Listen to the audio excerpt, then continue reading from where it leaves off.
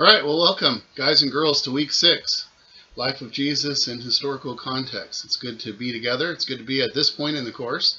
We are in the home stretch, headed for the finish line, the end of next week with the final exam. So proud of you, proud of all the hard work you've done. Before we jump into this week and a few comments I want to make about assignments and so on, let's start by praying together and asking for the Lord's continued help as we move into the final chapter here. Okay, so bow your heads with me if you would. We'll pray. Lord, thank you for my friends. Thank you for each and every one all over the country right now who are pressing into your life and your legacy, your legend, as we'll talk about it this week, and Lord, your livingness and presentness in our world, and your engagement in it through the spread of your gospel and kingdom, using each and every one of us and indwelling us with your Spirit to do so and to do mighty things, Lord, in your name.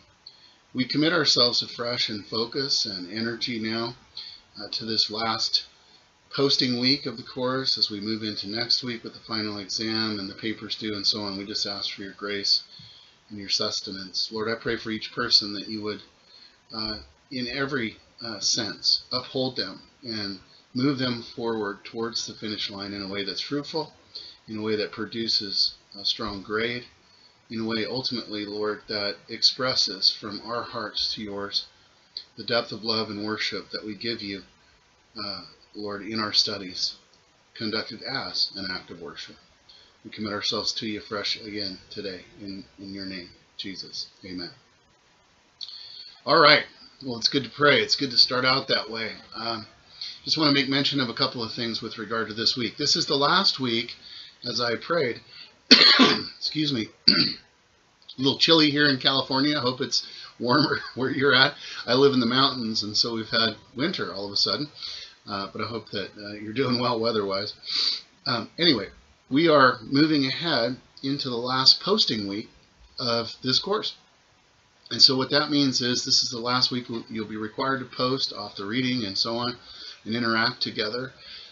Most students find that to be a good thing because there's work due, obviously, the end of next week with the final and the papers and so on. And next week we won't have any of the online component. It'll be all really designated for preparation for the final and completing all the assignments. So I hope that though we'll miss each other there after this week, that it's a help to you into next week to have that time and space to finish out. I also want to make mention of the assignments themselves. Don't overthink, if you would, the Jesus essay. Several people have emailed, and I always appreciate it. If you have questions, email me, but about sources and bibliographic information and so on. I do want you to do some outside research, but I want to combine outside research and your sort of experience with the course material with your own devotional sense of who Jesus is to you. And it's apropos to this week's topic set because, as you'll see, as we go into this week's presentation, which is fairly short, though the reading is much more daunting, in the 20th century and now into the 21st, and prior to that, of course, but especially in the 20th century, there's been a lot of non-devotional, non-religious, academic, and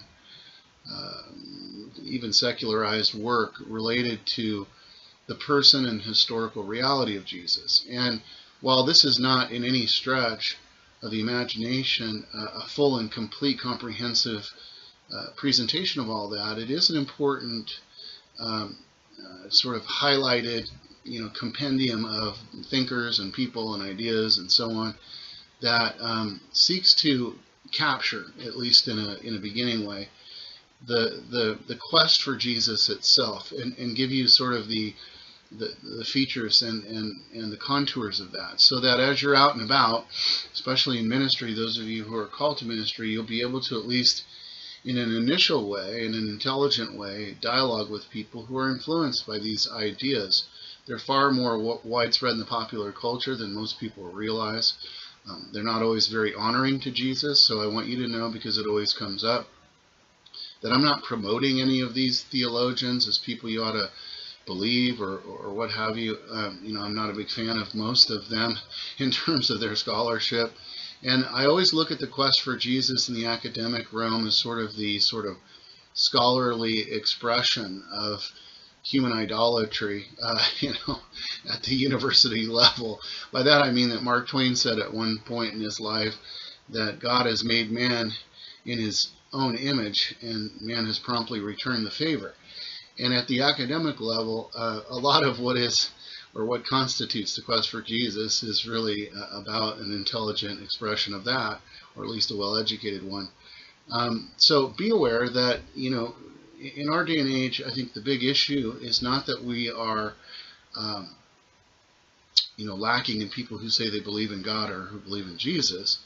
Rather, we're lacking in people who can authentically live Jesus' life in the world. And if you're called to ministry and are engaged currently in ministry, you know that's true. And it's largely true because of the reasons that we talked about in previous classes regarding the post-modern, late modern mindset and heart set of our times.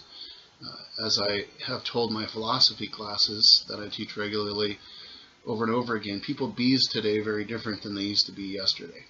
And I think I may have mentioned that in this course. People bees toward God and Jesus very differently. And it can't be overstressed, the differences between our generation today and how we perceive of and try to relate to Jesus, if we try to relate to him at all, and those of previous generations. So again, I hope you enjoy this portion.